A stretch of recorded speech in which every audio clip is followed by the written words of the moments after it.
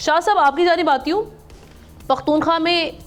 ساری سچویشن کو ایک جانب دیکھا جائے جہاں پر علی امین گنڈاپور صاحب ایک جانب وفاق سے ملتے بھی ہیں، پھر دوسری جانب بیانات بھی سامنے آتے ہیں، پھر جہاں پر وفاق کے اگینسٹ ایک الائنس بن رہا ہے 6 جماعتی، اس میں مولانا کو شامل کرنے کے لیے کوشش کی جا رہی ہے، ان سے اس حوالے سے بات چیت بھی چل رہی ہے. لیکن علی امین گنڈاپور صاحب شاید وہ پالیسی اپنی پارٹی کی پالیسی سے ہٹ کے ہی بیان دے رہے ہیں. کیا سمجھ رہے ہیں ہو کیا رہا ہے بیسیکلی؟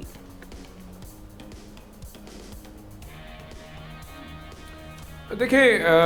جہاں تک اب امین اللہ گنڈاپور صاحب کے آج کے بیان کا تعلق ہے تو اس میں ایک چیز جو ضروری ہے وہ یہ ہے کہ بائی الیکشنز ہو رہے ہیں اور ان کے بھائی جو ہے وہ مطلب الیکشن لڑ رہے ہیں ڈیرہ اسماعیل خان سے اس سیٹ کے اوپر جس کے اوپر جو ہے وہ علی امین گنڈاپور جیتے تھے مولانا فضل الرحمان سے اور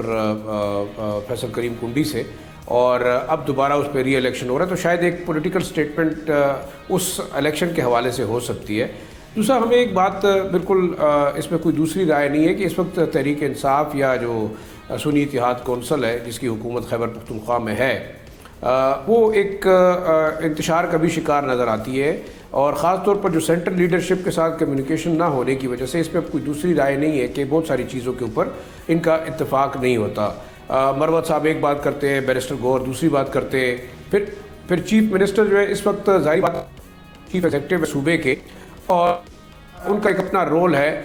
دوسرا جو آپ نے بات کی کہ ملاقاتیں کر رہے ہیں تو وہ میرے خیال میں ان کی عہدے کی مجبوری بھی ہے اور ساتھ ساتھ وہ ایک صوبے کی بھی ضرورت ہے، کیونکہ دیکھیں وفاق کے اوپر خیبر پختونخوا جو ہے وہ تقریباً 90% ڈیپینڈنٹ ہے بجٹ کے لیے اور ساتھ ساتھ ایلوکیشن کے لیے، تو یہ ان کی شاید مجبوری رہے گی. دوسرا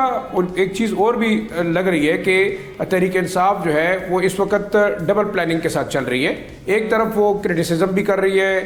فیڈرل گورنمنٹ کے خلاف وہ پروٹیسٹ بھی کر رہی ہے، اتحاد بھی بنا رہی ہے، اور ساتھ ساتھ وہ اپنے مسائل کے لیے پرائم منسٹر سے بھی مل رہی ہے. تو میرے خیال میں ایک بڑی اسٹریٹجی جو مجھے نظر آ رہی ہے اس وقت، کیونکہ اس میں کوئی کبات نہیں ہے پولیٹیکل سٹیٹمنٹ دینا. آپ دیکھ رہے تھے تارڑ صاحب بھی دے رہے ہیں، مریم نواز صاحب بھی دے رہی ہیں، اس طرح باقی جو پولیٹیکل پارٹیز ہیں وہ سٹیٹمنٹ دیتی رہتی ہیں. لیکن جہاں تک میرے خیال میں مفاد کا تعلق ہوگا، میں نہیں سمجھتا کہ بحیثیت خیبر پختونخوا حکومت کے علی امین گنڈاپور صاحب جو ہے وہ کسی بھی قسم کی ایسے مس ایڈوینچر کی طرف جانا چاہیں گے جہاں سے ان کو اور ان کے صوبے کو مسائل ہوں گے. تیسرا جو اہم نقطہ ہے ہمارے ہاں ایس آئی ایف سی یا جو